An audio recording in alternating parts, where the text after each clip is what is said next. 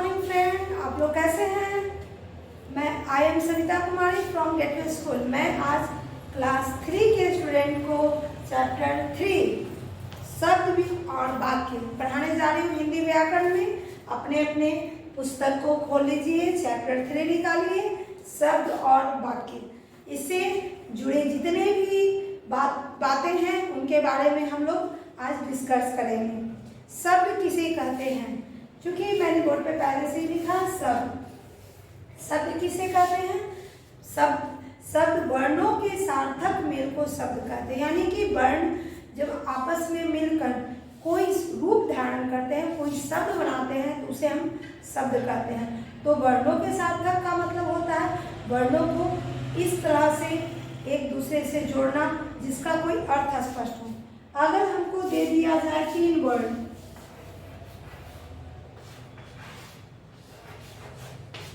कलम, ये 3 वर्ण है, इन तीनों को जोड़कर हम लोग क्या बनाते हैं? कलम बनाते हैं ना। तो ये कलम सार्थक हो गया, यानी कि इसका अर्थ स्पष्ट हो रहा है। लेकिन यही तीनों वर्ण को हम आगे पीछे करते हैं। देखिए वर्ण यही तीनों है, लेकिन हम इनको म को पहले लिखे, ल को बाद में, क को उसके बाद। तो क्या ये सार्थक है?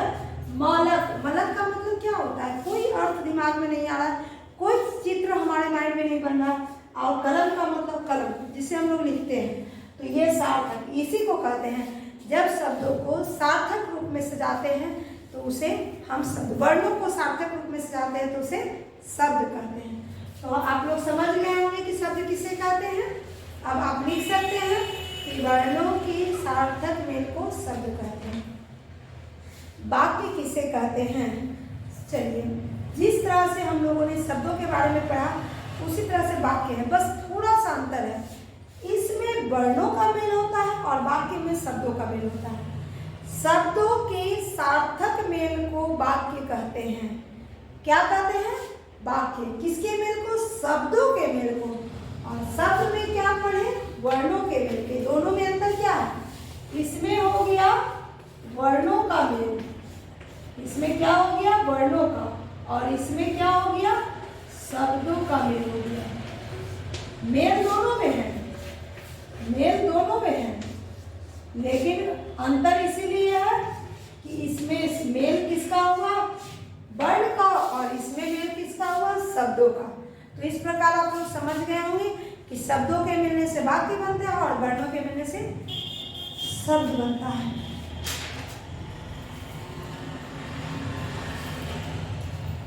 मैं भोजन खाता हूँ एक वाक्य है, लेकिन अगर इसी को हम उल्टा लिखते हैं, हूँ खाता भोजन है मैं, तो क्या बन पाएगा? हूँ खाता भोजन मैं।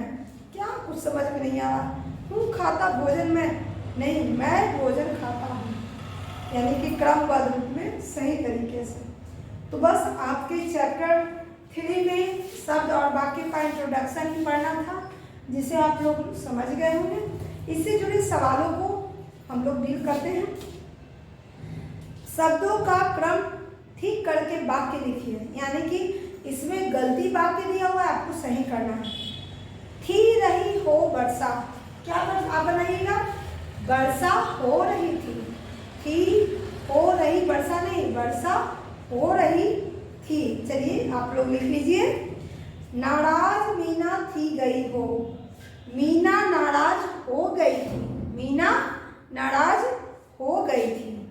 तैयार करनी मुझे है कि परीक्षा, मुझे परीक्षा की तैयारी करनी है, मुझे परीक्षा की तैयारी करनी है।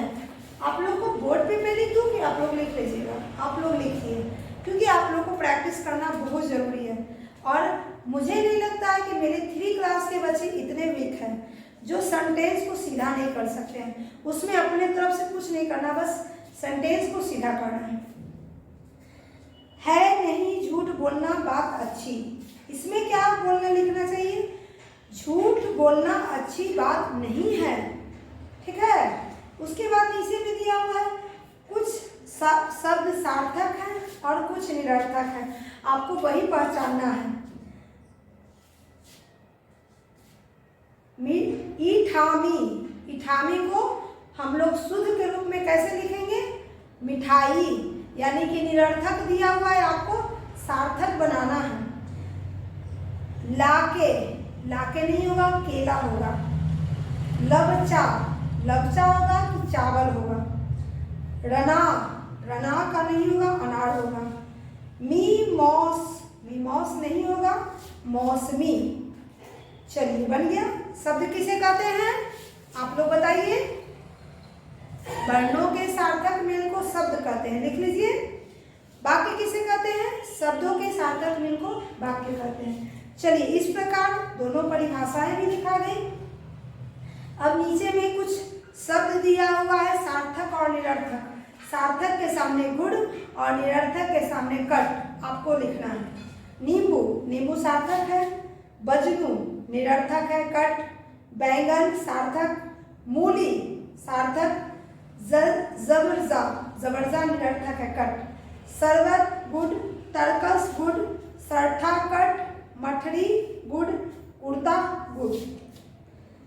अब मिलते जुलते निरर्थक शब्द जोड़िए। चाय, बाय, दाल, माल। चम्मच, चम्मच। चमचम, पहाड़, पहाड़ का कहाड़। रोटी, बोटी, पानी, मानी। चित्र, पित्र, दुकान, मुकान। चलिए इस तरह से बन गया। तो ये चैप्टर आपका खत्म हो गया, यानी कि इससे जुड़े सवालों को भी हम लोगों ने बनाया और इस चैप्टर को भी पढ़ा। आप लोग को अच्छे से समझ गया आया होगा। अब इसको आप लोग फिनिश कर लीजिएगा अपने कॉपी में भी और बुक में भी। आज की वीडियो के लिए बस इतना ही। धन्यवाद। Take care. बाय।